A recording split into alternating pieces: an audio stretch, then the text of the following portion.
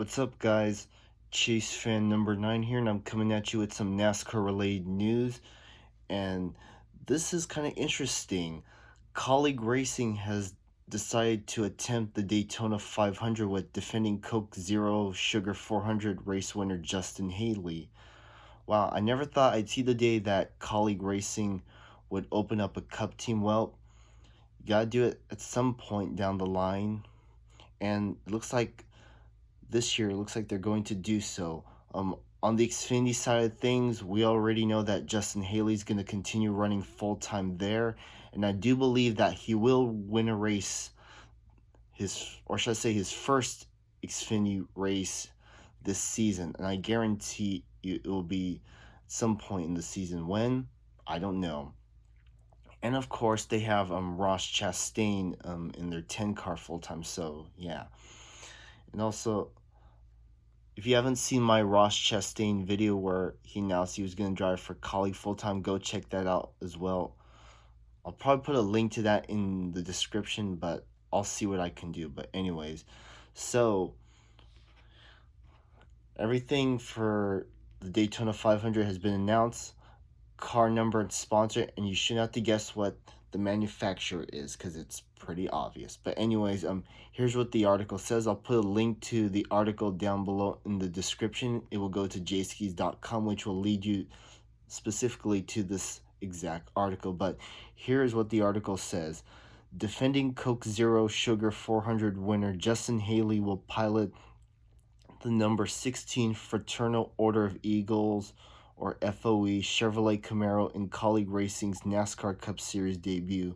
Kaulig Racing, who recently announced the team will be fielding 3 entries in the NASCAR Xfinity Series season opener at Daytona, with Justin Haley, Ross Chastain, and AJ Allmendinger thrilled to have the opportunity to attempt the Daytona 500 at the World Center of Racing.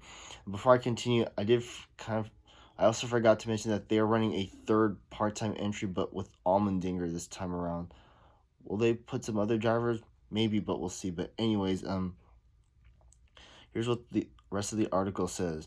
I am super excited to attempt not only our first NASCAR Cup Series race, but our first Daytona 500, exclaimed team owner Mike Kaulig. To be competing at the World Center of Racing on the main stage is incredible, especially for our team that just begun 4 years ago.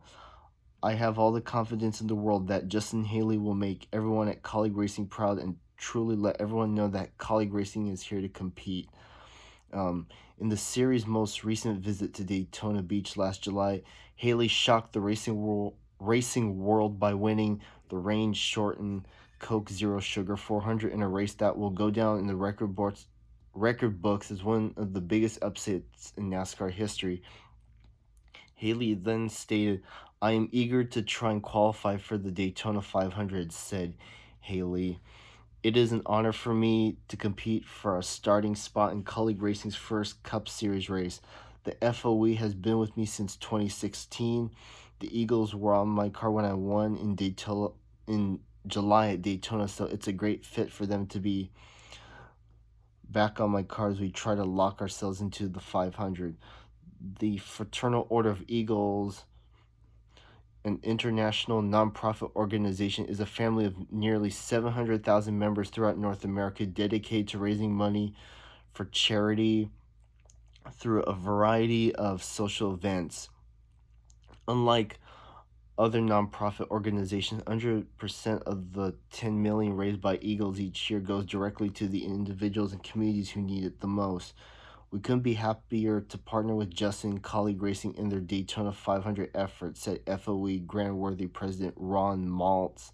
Last year's win at Daytona was the highlight of our 15-plus years in NASCAR, and our members are excited for a chance to replicate that feature in the sport's signature race.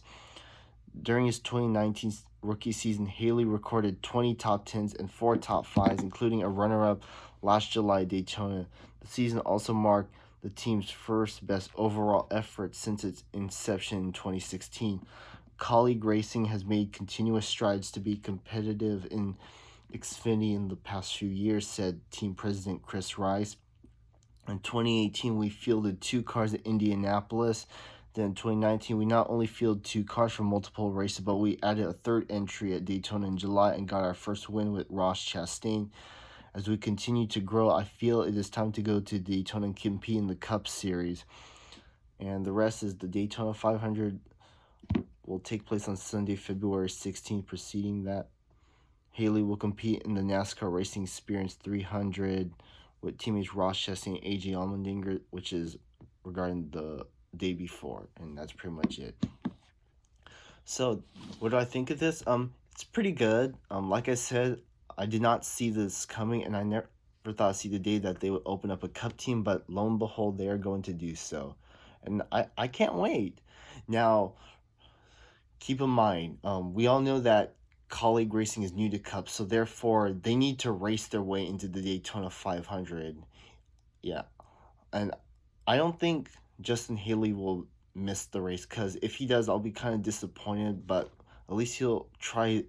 I'm just gonna let him try his best and see what he can do, because he definitely deserves to be in the Daytona 500. So yeah. What do I think about Justin Haley? I like him. He's a pretty cool kid. I feel like he's gonna win an Xfinity race sooner or later. We all know him for that infamous race back in 2018 in July when he was driving for GMS Racing in a second car in the 24. He made that. I remember when he made that move, that 3-wide move to what should have been his first win, but ended up getting penalized because NASCAR thought he went below the double yellow line, which in fact he did a slight bit, but he didn't go all the way below. But at least Kyle Larson won, even though he's a Cup leech. I mean, Sadler could have won, but it is what it is. Yeah, I was kind of shocked because I did not see Haley coming. I knew he was up there, but man, he put on one great move there, and yeah. Then this past season, he made his first Cup start at Talladega, but that he was actually running pretty good in that race up until until he crashed out, of course. It was unfortunate, but hey, it is what it is. And then he ended up running Sonoma, and I was not expecting him to be driving the 77 at Sonoma, but he did, and I actually managed to get his autograph. But hear me out. Little did I know that 2 weeks from that Sunday, he was going to be a Cup Series winner. And when he won that race, Daytona, last July, I was like, oh my God, Spire Motorsports actually won a race. Wow. And keep in mind, that was Spire Motorsports' first year with first full-time season in Cup. And they already won a race? Wow. And not only was I happy for Justin, it was also another win for Chevrolet, who, by the time Kurt Busch won, Chevrolet had won.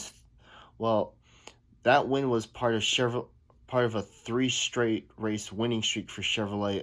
Bowman won the previous week at Chicago, Haley at Daytona, and Kurt Busch the following week at Kentucky. So those 3 races were actually pretty good. Now, I know some people were not happy, but there's some that say, but remember, it's Daytona. Anybody can win. So yeah, I know the whole lightning clock thing was fucking stupid, but hey, it is what it is. So yeah, I just hope that they just don't do that lightning clock again when it rains, because it's just fucking stupid. Anyways, and then now for those that don't remember, Justin Haley, when he first came and made his appearance in NASCAR, his real name back then was J.J. Haley, and he changed his name to Justin so he wouldn't be confused with Cup Series driver J.J. Haley. So yeah, and when he changed his name, I wasn't surprised, because Yaley sound familiar, but Justin fits quite in.